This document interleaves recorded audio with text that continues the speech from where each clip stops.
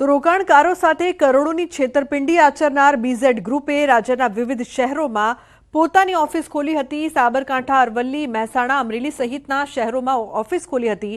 અરવલ્લીના મોડાસા, માલપુર સહિતના શહેરોમાં બીઝેડ ગ્રુપની ઓફિસ ધમધમતી હતી, તેમજ મહેસાણાના વિજાપુરમાં ઓફિસ ખોલીને છેતરપિંડી કરતા તો અમરેલીના રાજુલામાં પણ એક ઓફિસ ખોલી હતી। રોકાણકારોને 3 થી 36% સુધીના વળતરની લાલચ આપતા સાથે જ બીઝેડ ઇલેક્ટ્રોનિક શોરૂમ અને ટ્રેડર્સની 2 ઓફિસો ખોલવામાં આવી હતી।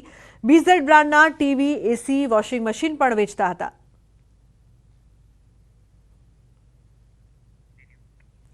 સમગ્ર કૌભાંડનો મુખ્ય આરોપી ભૂપેન્દ્રસિંહ ઝાલાની હાલ શોધખોળ ચાલી રહી છે। ત્યારે ભૂપેન્દ્રસિંહ ઝાલા વૈભવી લાઇફસ્ટાઇલ જીવતો લોકસભામાં પણ અપક્ષ ઉમેદવાર તરીકે ઊભો હતો। બાદમાં ફોર્મ પરત ખેંચ્યું હતું તો આલિશાન બંગલામાં રહેવાનું અને લક્ઝરી કારનો પણ શોખીન હતો। રાજકીય નેતાઓ સાથે પણ વગ ધરાવતો હતો।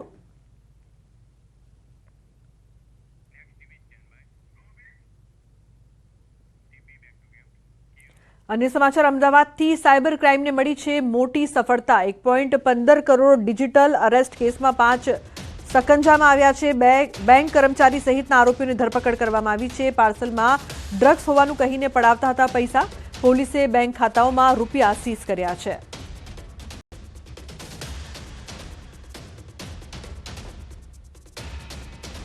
એ પૈકી જે જીગર જોશી છે એમના HDFC અકાઉન્ટમાં આ ક્રાઇમની પ્રોસીડમાંથી 75 લાખ રૂપિયા ટ્રાન્સફર કરવામાં આવ્યા હતા અને 9 લાખ એમને ચેક દ્વારા વિડ્રો કરેલા હતા। એ 9 લાખ અમે એમની પાસેથી બરામદ કર્યા છે અને એમને સીઝ કરવામાં આવેલા છે પૈસા। આ ઉપરાંત જે અન્ય રકમ છે અત્યાર સુધીમાં ક્રાઇમમાં ટોટલ 62 લાખ જેટલી રકમ સીઝ કરવામાં આવી છે। જે એમના HDFC અકાઉન્ટમાં છે એમાં 59 લાખ સીઝ કરવામાં આવ્યા છે।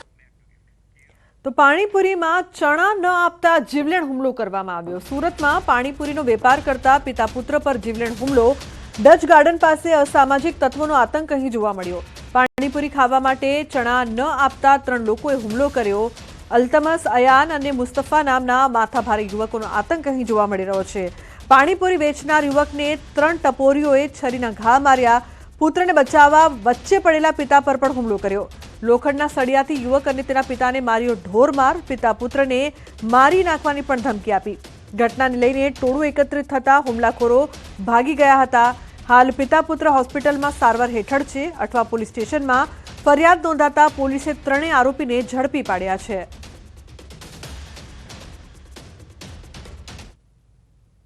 સુરતના અઠવા પોલીસ સ્ટેશનમાં પકડાયેલા 3 આરોપીઓને પોલીસે હત્યાના પ્રયાસના ગુનામાં ધરપકડ કરી છે। ખાસ કરીને ડચ ગાર્ડન ખાતે આવેલી પાણીપુરીની લારી પર આ 3 ઈસમો પાણીપુરી ખાવા ગયા હતા અને પાણીપુરી વેચનાર પાસે ચણાની માંગણી કરી હતી અને તેને ચણા આપવાની ના કહેતાની સાથે જ આ 3 યુવાનો ઉશ્કેરાઈ ગયા હતા અને પાણીપુરીના લારીના માલિક ઉપર જીવલેણ ચપ્પુ વડે હુમલો કરી દીધો હતો। જો કે આ સમગ્ર ઘટનામાં પાણીપુરીની લારીના જે માલિક છે તેના પિતા વચ્ચે આવી જતા તેને પણ લોખંડના સળિયા વડે માર મારવામાં આવ્યો હતો। એટલે કે પિતા પુત્ર પર જીવલેણ હુમલો કરવામાં આવ્યો હતો અને ઘટનાની જાણ થતાં સ્થાનિક લોકો દોડી આવતા 3 આરોપીઓ ભાગી છૂટ્યા હતા। જોકે પોલીસે ગણતરીના કલાકોમાં આરોપીને ઝડપી પાડવામાં સફળતા મળી હતી। ખાસ કરીને નાની બાબતે ઉશ્કેરાઈ જઈ સુરતમાં હત્યા અને હત્યાના પ્રયાસની ઘટનાઓ બની રહી છે ત્યારે વધુ એક ઘટના સામે આવી છે। છેલ્લા 4 દિવસમાં 4 હત્યા અને 5મા દિવસે કહી શકાય કે હત્યાના પ્રયાસના ગુનામાં અઠવા પોલીસે 3 લોકોની ધરપકડ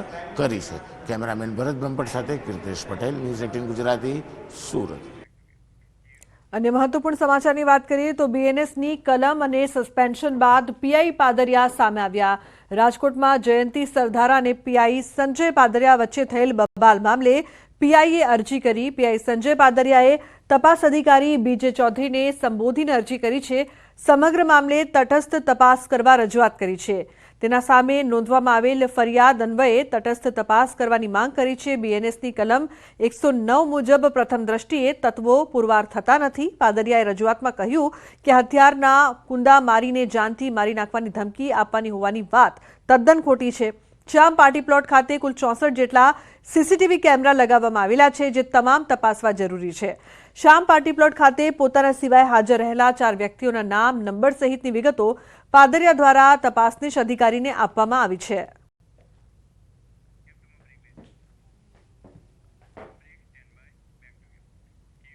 સમાચારનો પ્રવાહ યથાવત રહેશે। હાલ રોકાઈશું એક બ્રેક માટે। આપ જોતા રહો ન્યૂઝ 18 ગુજરાતી।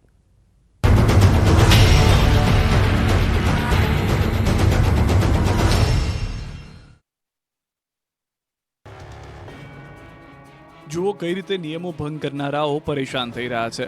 નિયમો તોડવાની સજા જોઈ લો। લાંબી કતારના દ્રશ્યો છે અમદાવાદની આરટીઓ કચેરીના। આ એ લોકો છે જેમણે નિયમોની એસી કે તેસી કરીને વાહનો ચલાવ્યા। એક બે મેમો આવ્યાની પણ ચિંતા ન કરતા અંતે પોલીસે નિયમો તોડતા લોકોના વાહનો ડિટેન કરી લીધા। પોલીસે વાહનો જપ્ત કરતા જ નિયમો ભંગ કરવામાં માહેર લોકોના પગ તળેથી જમીન ખસી ગઈ। પોતાના વાહનો છોડાવવા માટે આરટીઓ કચેરીએ દોડ્યા હતા। સ્થિતિ થઈ કે આરટીઓ કચેરીના બીજા માળ સુધી લોકોની કતાર લાગી। ડિટેન વાહનોને છોડાવવા મોટી સંખ્યામાં લોકો આવતા કચેરીમાં જગ્યા ખૂટી પડી। લાંબી કતારોમાં લોકો ઊભા રહેતા નજરે પડ્યા। આરટીઓ કચેરી ખુલે તે પહેલા જ લાગી ગઈ હતી કતાર, જેને લઈને આરટીઓ કચેરીમાં 3 ગણો મેન પાવર વધારવામાં આવ્યો। ડોક્યુમેન્ટ ચકાસવામાં સમય લાગતા કર્મચારીઓની સંખ્યા વધી। દરરોજ 200 થી 250 લોકોને ટોકન આપવામાં આવે છે। લોકો મેમો ભરીને વાહનો છોડાવી રહ્યા છે। દિવાળી પછી એલિસ બ્રિજ અને કાગડાપીઠ વિસ્તારમાં 72 કલાકમાં બનેલી હત્યાની 2 ઘટનાના પગલે શહેર પોલીસ એલર્ટ મોડ પર આવી ગઈ છે, જેના ભાગરૂપે પોલીસ છેલ્લા 5 દિવસથી રોજ રાત્રે કોમ્બિંગ કરી રહી છે। ગૃહ રાજ્યમંત્રી હર્ષ સંઘવીએ અમદાવાદ શહેર પોલીસની ટીમને ગાંધીનગર બોલાવીને કથળેલી કાયદા અને વ્યવસ્થાની પરિસ્થિતિ અંગે ઠપકો આપ્યા બાદ જાગેલી પોલીસે હવે નિર્દોષોને પણ દંડ ફટકારવાનું શરૂ કર્યું છે। સમગ્ર શહેર પોલીસે ધાડે ધાડા ઉતારી તો દીધા, પરંતુ કોઈ રીઢો ગુનેગાર ન પકડાતા વાહન ચાલકો પર તવાઈ બોલાવી। શહેરભરમાં સાંજે 7 વાગ્યાથી સવારે 7 વાગ્યા સુધી કોમ્બિંગ કર્યું। ઠેર ઠેર ગોઠવાયેલી નાકાબંધીમાં પોલીસે 21,223 વાહન ચેક કર્યા, જેમાંથી 1750 વાહન ડિટેન કરવામાં આવ્યા, જ્યારે 1685 વાહનો ચાલક પાસેથી 12,82,000 રૂપિયાનો દંડ વસૂલ કરવામાં આવ્યો। સાથે ટ્રાફિક નિયમોનો ભંગ કરનાર વાહન ચાલકો વિરુદ્ધ 403 મેમો ઇસ્યુ કરાયા। મોટર વ્હીકલ એક્ટ અંતર્ગત 13 કેસ કરાયા। તો આ તરફ કારના કાચ પર લગાવેલી બ્લેક ફિલ્મ સ્થળ પર જ હટાવવામાં આવી। કોમ્બિંગ દરમિયાન પોલીસે દારૂ પીને ફરી રહેલા 470 લોકોની ધરપકડ કરી, જ્યારે તલવાર, ધારિયા, ગુપ્તી, ચપ્પા, ચારા જેવા હથિયાર સાથે 200 લોકોને ઝડપી પાડ્યા છે। છેલ્લા 5 દિવસથી કોમ્બિંગના બહાને ચાલી રહેલા ચેકિંગથી શહેરીજનો ત્રાહિમામ પોકારી ગયા હોવાની ફરિયાદો ઉઠી છે। આ દ્રશ્યો અમદાવાદના છે, જ્યાં મહાનગરપાલિકાની કચેરીએ જન્મ પ્રમાણપત્રમાં સુધારા કરવા માટે લાંબી લાઈનો લાગી છે। બાળકનું આધાર કાર્ડ કઢાવવા માટે જન્મ પ્રમાણપત્રમાં નામ એક સાથે લખેલું હોવું જોઈએ। Limited.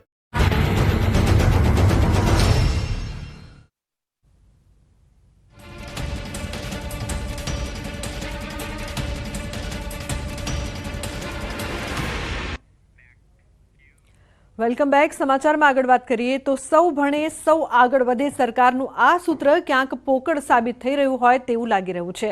વિદ્યાર્થીઓને ભણાવનારની જ અછત હોય તો પછી વિદ્યાર્થીઓ ભણીને આગળ વધે કેવી રીતે?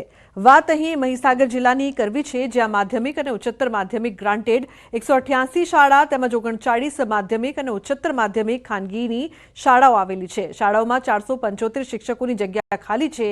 આ ખાલી જગ્યાઓના આંકડાઓને જોતા જ અનુમાન લગાવી શકાય છે કે વિદ્યાર્થીઓના ભવિષ્ય સાથે રીતસરના ચેડા થઈ રહ્યા છે। નવાઈની વાત તો એ છે કે આવનારા સમયમાં બોર્ડની પરીક્ષા પણ નજીક છે અને મુખ્ય વિષયો જેવા કે ગણિત, વિજ્ઞાન અને અંગ્રેજીના શિક્ષકો જ નથી। ન્યૂઝ 18 ગુજરાતીની ટીમે મહીસાગર જિલ્લાની ઘણી શાળાઓની મુલાકાત લીધી, જેમાં જાણવા મળ્યું કે મહીસાગર જિલ્લાની આવી ઘણી શાળાઓ છે જ્યાં મુખ્ય વિષયના શિક્ષકો જ નથી। આવી સ્થિતિમાં તો શિક્ષણનું સ્તર કથળતું જશે અને પાછળ જવાબદાર શિક્ષકોની ખાલી પડેલી જગ્યાઓને જ માનવામાં આવશે। ત્યારે હવે મહીસાગર જિલ્લા શાળા સંચાલક મંડળ દ્વારા પણ શિક્ષકોની ઘટને લઈને રાજ્યના મુખ્યમંત્રી અને શિક્ષણ મંત્રીને લેખિતમાં રજૂઆત કરી છે। વિદ્યાર્થીઓના હિતમાં તાત્કાલિક ધોરણે પ્રવાસી શિક્ષક ભરવાની માંગ ઉગ્ર કરી છે। સાથે જ જો માંગ નહીં સ્વીકારાય તો કોર્ટ સુધી જવાની ચીમકી ઉચ્ચારી છે। મહીસાગર જિલ્લામાં શિક્ષકોની ઘટને લઈને શાળા સંચાલક વિભાગ દ્વારા રજૂઆત કરવામાં આવી છે। સરકારમાં રજૂઆત કરી અને યોગ્ય શિક્ષકોની ભરતી કરે તેવી માંગ કરી છે। જો ભરતી નહીં કરવામાં આવે તો કોર્ટના દ્વાર ખટખટાવવામાં આવશે તેવી પણ ચીમકી ઉચ્ચારી છે। ત્યારે ન્યૂઝ 18 ગુજરાતી પહોંચ્યું છે ચુથાના મુવાડા ગામે, કે ત્યાં ઉચ્ચતર માધ્યમિક શાળા આવેલી છે। શિક્ષક છે, આચાર્ય સાહેબ છે, તેમની સાથે સીધી વાત કરીશું। સાહેબ, શું કહેશો? ઘણા એવા જિલ્લાની અંદર શિક્ષકોની ઘટ છે, વિષયોમાં પૂરતું જ્ઞાન આપી શકાતું નથી। કેટલા શિક્ષકોની ઘટ તમારા સ્કૂલની અંદર છે? માધ્યમિક વિભાગમાં 1 શિક્ષકની જગ્યા ખાલી છે, ગુજરાતી વિષય। ઉત્તર માધ્યમિક વિભાગમાં 2 વિષયની જગ્યા ખાલી છે, અંગ્રેજી અને ભૂગોળ। આવા શિક્ષકોની કેટલી ઘટ હશે જિલ્લાની અંદર અને કેવી અગવડ પડી રહી છે? વિદ્યાર્થીઓ પર કેવી માઠી અસર જોવા મળી રહી છે? બોર્ડની પરીક્ષા હવે ટૂંક સમયમાં યોજાનાર છે, ત્યારે મુખ્ય વિષયના શિક્ષકના અભાવે બાળકોના શિક્ષણ કાર્ય પર અસર પડી રહી છે। સરકારશ્રી આ અંગે ચોક્કસ નીતિ લાવી પ્રવાસી શિક્ષકની જે યોજના હતી એ પ્રમાણે કોઈક આયોજન ગોઠવે તો બાળકોને યોગ્ય ન્યાય આપી શકાય. પ્રવીણ વિદ્યાલય ચુથાના મોડામાં માધ્યમિક વિભાગમાં એક જગ્યા ગુજરાતીની ખાલી છે અને હાયર સેકન્ડરી ઉચ્ચતર વિભાગમાં 2 જગ્યાઓ ખાલી છે. એમાં એક અંગ્રેજી વિષય અને બીજો ભૂગોળ વિષયની જગ્યા ખાલી છે. અત્યાર સુધીમાં એ વિષયોની ભરતી થઈ નથી. આવા મુખ્ય વિષયોની જો ઘટ હોય શિક્ષકોની તો બાળકોના શિક્ષણ પર બહુ માઠી અસર પડે છે અને એ પૂરતું જ્ઞાન એમને મળી શકતું નથી. એટલે સરકારને વિનંતી કે આ વિષય ઘટતું કરે અને બાળકોના હિતમાં નિર્ણય કરે. અંગ્રેજી વિષય મારું માધ્યમિકમાં ભરતી થયેલી છે અને હાયરમાં પણ 11-12ના અંગ્રેજી વિષયના પીરિયડો લેવા પડે છે અને અમે વિદ્યાર્થીઓને પૂરેપૂરો ન્યાય આપવાનો તો પ્રયત્ન કરીએ જ છીએ, પણ કાર્યભાર ઘણો જ વધી જાય. મહીસાગર જિલ્લાની સ્કૂલો આવેલી છે તેમાં મુખ્ય જે વિષય કહી શકાય ગણિત, વિજ્ઞાન અને અંગ્રેજી વિષય કહી શકાય તેવા વિષયોની શિક્ષકોની ઘટ હોવાના કારણે વિદ્યાર્થીઓ પર માઠી અસર પડી રહી છે. બોર્ડની પરીક્ષા આવી રહી છે અને બોર્ડની પરીક્ષામાં શું લખશે તે પણ એક સવાલ અહીંયા જોવા મળી રહ્યો છે, જેથી કરીને જલ્દીથી જલ્દી જે શિક્ષકો છે તેમની ભરતી કરવામાં આવે તેવી માંગ અહીંના શાળા સંચાલક દ્વારા કરવામાં આવી રહી છે. ત્યારે હવે ક્યારે શિક્ષકોની ભરતી કરવામાં આવે છે તે જોવું રહ્યું. મિતેશ ભાટિયા, ન્યૂઝ 18 ગુજરાતી, મહીસાગર. વહેલામાં વહેલી તકે શિક્ષકોની ભરતી થાય અને માટે છેવટે પ્રવાસી શિક્ષકો, આમ તો પ્રવાસી શબ્દ બરાબર નથી, કાયમી ભરતી હોવી જોઈએ, છતાં પણ પ્રવાસી શિક્ષકો મૂકીને પણ આ શિક્ષકોનું આ વિદ્યાર્થીઓનું હિત ના જોખમાય એને માટે સરકારશ્રીને વિનંતી કરીએ છીએ. તો એક તરફ સરકાર આદિવાસી બાળકોના શિક્ષણની ચિંતાના મોટા દાવા કરી રહી છે, ત્યારે આ દ્રશ્યો આ દાવાને પોકળ સાબિત કરી રહ્યા છે. વાત છે છોટાઉદેપુરના નસવાડી તાલુકાના અંતરિયાળ ગામોની, જ્યાં ખોડિયા ગામે પ્રાથમિક શાળાની દયનીય હાલત છે. બાળકોને ભણવા માટે પૂરતા ઓરડા પણ નથી, છતના પતરા પણ ઉડી ગયા છે, જેથી બાળકો પણ ભયના ઓથાર નીચે અભ્યાસ કરી રહ્યા છે. એટલું જ નહીં, શાળામાં એક જ મહિલા શિક્ષક છે જે 1 થી 5 ધોરણના તમામ બાળકોને ભણાવે છે અને એ પણ 1-2 મહિના નહીં, પરંતુ છેલ્લા 1 વર્ષથી એક જ શિક્ષક તમામ બાળકોને અભ્યાસ કરાવે છે. બાળકો પર પૂરતું ધ્યાન પણ નથી આપી શકાતું. ગરીબ આદિવાસી બાળકો સાથે જાણે અન્યાય થતો હોય તેવું લાગી રહ્યું છે. શાળામાં એકલી જ છું. એક બેન હતા, જ્યારે હું અહીં આવી એટલે છૂટા થઈને જતા રહ્યા અને બાળકોની સંખ્યા બાલ વાટિકાથી ધોરણ 5 સુધીની સંખ્યા લગભગ 45 છે. એટલે હું એકલી હોવાને કારણે અત્યારે છોકરાઓને પૂરતો ન્યાય આપી શકતી નહીં. જો સરકાર અત્યારે જિલ્લા ફેરના જે કેમ્પો થાય છે તેમાં સરખો નિર્ણય કરે અને બધા એકતરફી શિક્ષકોને જે થઈ રહેલો અન્યાય સામે કશું પરિપત્ર કરીને ઠરાવ કરે અને ત્યાર પછી ભરતી કરે તો ભરતીમાં નવા શિક્ષકો આવે. નિશાળની અંદર એક જ ઓરડો છે, 40 થી 45 છોકરા આવે છે અને બીજા ઓરડા તૂટી ગયા છે. કેટલી વારંવાર રજૂઆત કરી છે પણ આજ સુધી કોઈ આની કોઈ તકેદારી લીધી નથી. છોકરાનું શિક્ષણ બગડે છે. નિશાળમાં એક જ બેન છે, બીજા શિક્ષકની જરૂર છે પણ અત્યાર સુધી કોઈ શિક્ષક નહીં મેક્યો. એના લીધે અમારા છોકરાઓનું શિક્ષણ કાચું રહી જાય છે. એક બેન છે અને 45 છોકરા છે એટલે અમુક વિષયો છૂટી જાય તો છોકરાને કંઈ આવડતું નથી. આના માટે કંઈક આગળ કાર્યવાહી કરો તો સારું છે. ઘટતા 786ની આજુબાજુ અમારું મહેકમ છે, એમાંથી 1 થી 5માં 275 જેટલી જગ્યા ખાલી છે અને ભાષા, ગણિત, વિજ્ઞાન અને સામાજિકની અંદર 59 જેટલી જગ્યા, આમ કુલ 334 જેટલા શિક્ષકોની ઘટ નસવાડી તાલુકામાં છે. નસવાડી તાલુકાના ખોડિયા પ્રાથમિક શાળાએ ન્યૂઝ 18 ગુજરાતીની ટીમ પહોંચી છે. આપણે તસવીર બતાવવા માંગીશું. આજે ખોડિયાની જે પ્રાથમિક શાળા છે કે તેમાં અંદાજે 50 જેટલા બાળકો અભ્યાસ મેળવે છે. 2 શિક્ષકની મહેકમ છે, પરંતુ આ જે શાળાની અંદર માત્ર એક જ શિક્ષક અભ્યાસ આપી રહ્યા છે. આપણે અંદરના દ્રશ્યો બતાવવાના પ્રયત્ન કરીશું કે આ એક જે શિક્ષિકા છે કે જે બાળકોને અભ્યાસ આપી રહ્યા છે. 1 થી 5ની શાળા છે, બાલવાટિકા, આમ 6 ધોરણ થાય, પરંતુ આજે એક શિક્ષિકા તમામ બાળકોને અભ્યાસ આપવા મજબૂર છે. આજે બોર્ડ જે લગાવ્યું છે, બ્લેકબોર્ડ છે, તેની ઉપર શિક્ષિકા લખી રહ્યા છે અને બીજું કે ઉપર ધોરણ ને વિષય લખેલો છે. આપણે એ બતાવવા માંગીશું કે ધોરણ લખેલું છે તેમાં પણ બાજુમાં બાલ 1, 2, 3, 4 ને 5 આમ સલંગ તમામ ધોરણો આ એક જ શિક્ષિકા અહીંયા આપી રહ્યા છે અને ખુદ જણાવી રહ્યા છે કે બાળકોને ન્યાય આપી શકતા નથી. જ્યારે અન્ય શિક્ષકની ભરતી કરવામાં આવે, આ એક શાળા નથી પરંતુ છોટાઉદેપુર જિલ્લાના અનેક શાળાઓની અંદર આ જ પરિસ્થિતિ છે. બાળકોને પૂરતો અભ્યાસ મળતો નથી. સરકાર જે દાવાઓ કરે છે કે છેવાડાના માનવી સુધી વિકાસ પહોંચ્યો છે, છેવાડાના માનવી સુધી જે શિક્ષણ પહોંચ્યું છે, પરંતુ શું આપ જોઈ શકો છો કઈ રીતે બાળકો અભ્યાસ મેળવે? જ્યારે એક જ બેન્ચીસ પર બેસીને તમામ જે વિષયના વિદ્યાર્થીઓ છે હાલ અભ્યાસ મેળવી રહ્યા છે. એટલે ચોક્કસથી આજે ગામના લોકો, શિક્ષિકા, તમામ લોકો કહી રહ્યા છે કે હવે ખરેખર આ જે શાળાઓની અંદર શિક્ષકોની ભરતી કરવામાં આવે અને જે બાળકોને ભાવિ સુધારવામાં આવે તે ખૂબ જરૂરી બન્યું છે. સેજબ ખત્રી, ન્યૂઝ 18 ગુજરાતી, છોટાઉદેપુર.